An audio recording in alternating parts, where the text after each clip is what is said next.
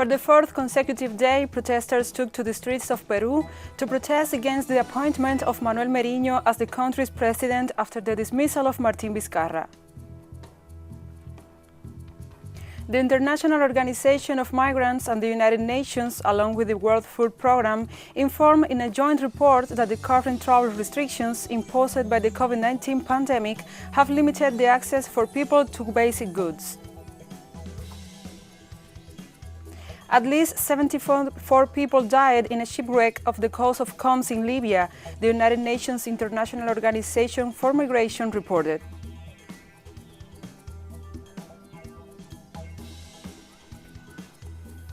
From the TeleSUR headquarters of TeleSUR English in Havana, Cuba, this is From the South.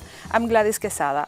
For the fourth consecutive day, protesters took to the streets of Peru to protest against the appointment of Manuel Merino as the country's president after the dismissal of Martín Vizcarra. On Thursday, Manuel Merino swore in his new cabinet. Thousands of people continued to mobilize in the Plaza San Martín, while in cities such as Cusco, Chiclayo, and Trujillo, demonstrations were also reported. Protesters denounced the Congress' lack of attention to the country's real social problems. I am protesting against the congressman who impeached our President of the Republic with little time left in the term of his candidacy, which generates an extremely high instability in our country. I have come to protest so that education is not changed and so that education is not sold. I am protesting against the reforms that they are trying to pass in Congress to defend the National Superintendents of Higher University Education as an authority so that they evaluate universities so that they do not continue to sell us a crappy education. I think it is a march to bring us all together, and I call on young people who are going to vote next year. In Venezuela, the electoral calendar is advancing as planned as the lead-up to the December 6 parliamentary elections. The National Electoral Council began auditing the new voting machines to be used in the election at the headquarters in Miranda State, with the participation of electoral experts, political organizations, and international observers. The president of the institution, Indira Alfonso, explained that this measure strengthens the electoral guarantees in the country and announced that in the next few hours the distribution of voting material will begin throughout the national territory.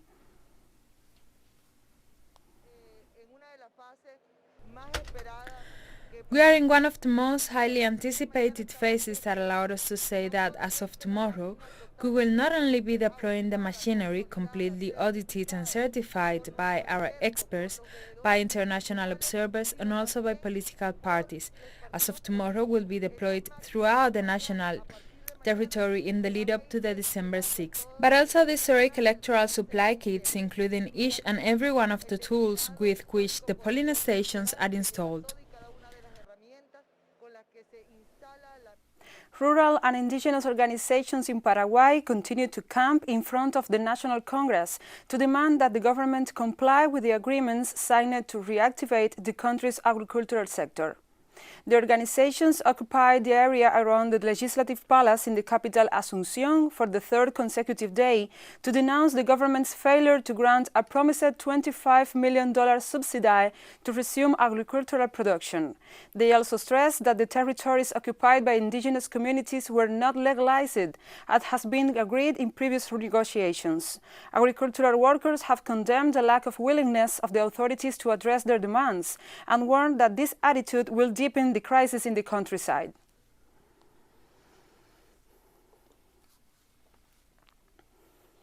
And the health workers in Chile announced a 48-hour strike on Thursday to demand better working conditions. The National Federation of Health Workers called the strike after failing to reach an agreement in the talks with the Health Ministry. The Health Union denounced the refusal of the government to grant economic aid to the families of health workers affected by COVID-19, as well as the failure to comply with the agreements that stipulated the renovation of health centers. Workers also condemned the 3.2% cut to the health budget in the midst of the crisis. Despite the strike action, medical attention for patients in a serious condition will be guaranteed.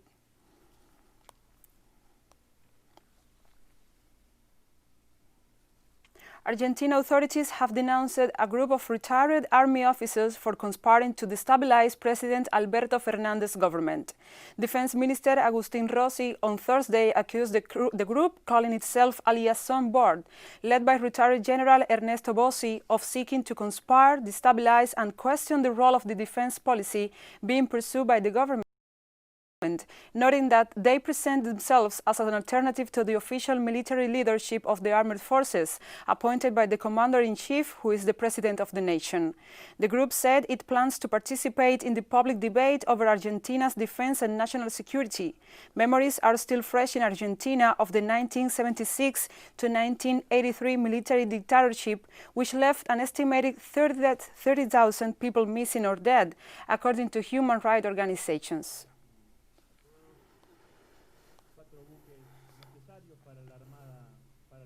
The country office of the United Nations High Commissioner for Human Rights in Bolivia this Thursday called on authorities to investigate the Sacaba and Sencata massacres perpetrated by the security forces during the 2019 coup against President Evo Morales. The UN mission in Bolivia urged the state to investigate the actors and events that occurred in the massacres of Sencata in El Alto and Sacaba in the department of Cochabamba in order to guarantee justice for the victims of the military repression carried out by the de facto regime headed by Janine Áñez. According to a report by a parliamentary committee investigating the acts, 37 people were killed in military and police operations carried out after the overthrow of Morales, of whom 27 died from bullet wounds. The committee has stressed that Áñez must answer for the presidential decree she issued at the time, in which she authorized the armed forces to carry out these operations while exempting them from any criminal responsibility.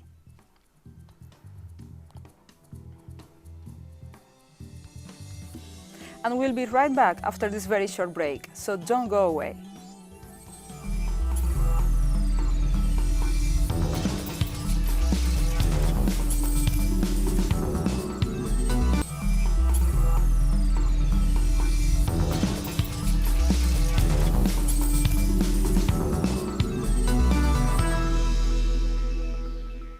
Welcome back to From the South. The International Organization of Migrants of the United Nations, along with the World Food Programme, informed in a joint report that the current travel restrictions imposed by the COVID-19 pandemic have limited the access for people to basic needs. The impact COVID-19 has had on the ways people move is unprecedented, and issues of food insecurity have been closely interlinked. We are particularly concerned about the reality facing the more than 2.75 million migrants stranded on their journeys. Many are now unable to return to their places of work, their communities, or their countries of origin.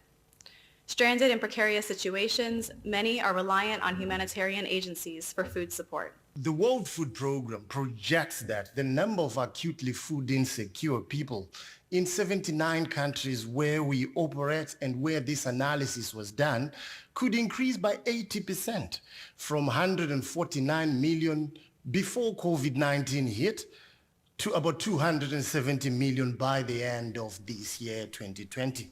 The impact In Switzerland, an unidentified person killed at least 2 people in the city of Biel. The authorities of the canton of Berna deployed their forces after the shooting. However, so far the authorities have not specified the circumstances of the event. Eyewitnesses reported hearing 5 shots and then seeing 2 men lying on the ground.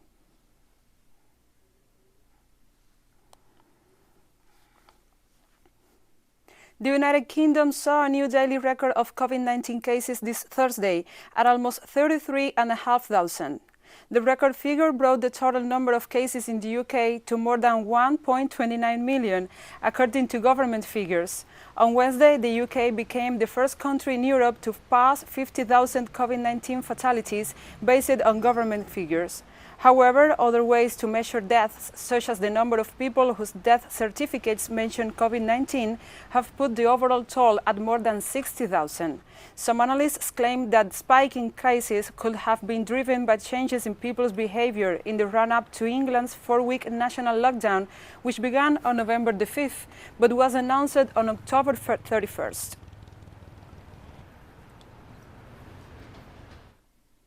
And there are record numbers of COVID-19 patients in hospitals in Wales, surpassing the number registered during the peak of the pandemic. Latest figures show over 1,500 beds are occupied, representing 20% of all patients in hospital, of which almost 1,000 are occupied by confirmed COVID-19 patients. However, the number of patients in critical care or ventilators with coronavirus has only reached 40% of the levels at the height of the first wave.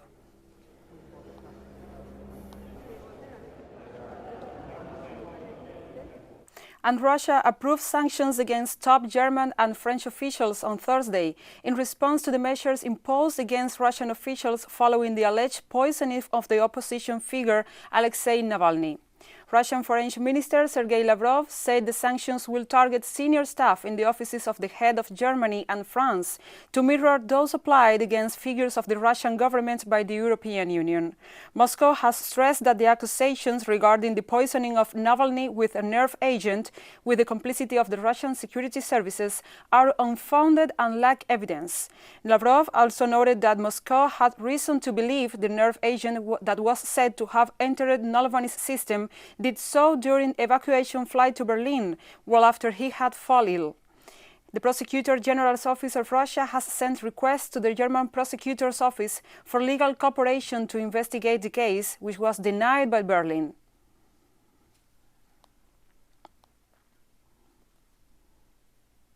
Ethiopian Prime Minister and Nobel Peace Prize laureate Abiy Ahmed announced on Thursday that a military offensive had liberated the western part of the country's northern Tigray region, where federal troops have been fighting local forces for a week. Ahmed accused the Tigray People's Liberation Front of violating the rule of law, promoting violence and attacking civilians and members of the federal army. The Defense Minister of Ethiopia, Kenya Yadeta, assured that the army will soon complete its operations against the front and denied rumors regarding the negative impact that an attack of the Northern Command in Tigray had on the army's defense capacity. The minister said that the government was working together with regional states and the security forces to maintain control in the liberated areas once the army advances in its operations against the front, which rules the northern region of more than 5 million people. The federal government had every right to deploy federal security forces and use force in order to apprehend those implicated in massive corruption and gross human rights violation. And we have more news coming up after a final short break, so stay with us.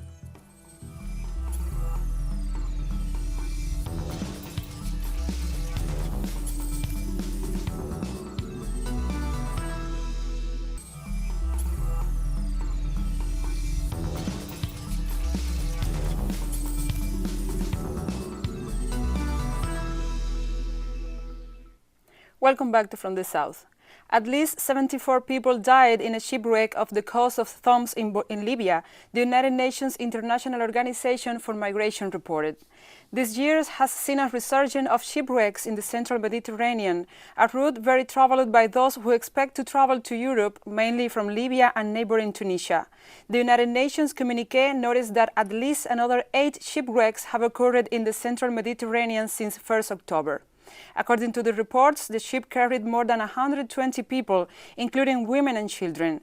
The International Organization for Migration reported 47 survivors returned to the coast and 31 bodies were recovered.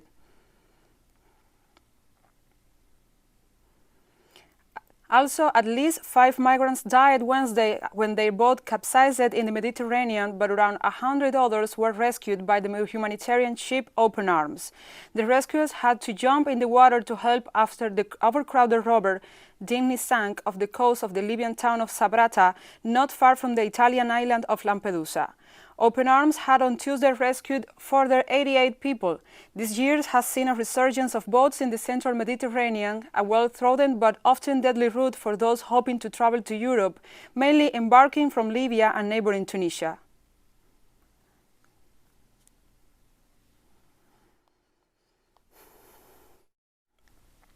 After 5 years hosting displaced Iraqis, the Habaniya tourist camp, a former luxury resort used to house Iraqis fleeing the Islamic State group, was emptied in under 48 hours. This comes as part of a sudden government push to shutter dozens of displacement camps by the end of the year. The Migration Ministry's top Anbar province official, Mustafa Sehran, said that the camps in the province were the home of 76,000 displaced people, noting that today people are witnessing the return of these families and only around 1,100 families will remain after these families leave the Habaniyak tourist camp and return to their original areas of residence. Mustafa is hoping that in the next few days the Anbar province will see more families return home.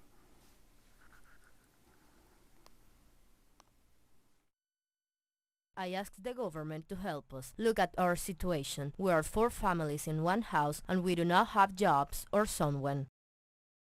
They gave us a period of time to get ready. They didn't for us. They say do whatever you want, but what's the issue? There's no one left. The camp is empty, so where are we supposed to go? They didn't force us or pressure us, but we said it's enough displacement. 5 years of displacement isn't easy. We were worn out. And the third typhoon to hit the storm-battered Philippines in as many weeks caused major flooding in the capital Manila on Thursday, trapping people on rooftops and claiming at least 2 lives in other parts of the country. Typhoon Bangko packed winds of up to 155 kilometers per hour as it swept across the country's largest island of Luzon after making landfall overnight. Authorities warned of landslides and potentially deadly storm surges along the coast. Heavy rain effectively shut down Manila, the sprawling capital of 12 million people, and surrounding areas, turning streets into rivers. The Philippine Red Cross, police, military, and other rescuers used boats to reach people stranded in their homes in Marikina City, one of the hardest hit areas where the water in some streets was up to the shoulder height. According to the civil defense authorities, at least 2 people died and 4 others were missing in Camarines North Province, while 8 were injured.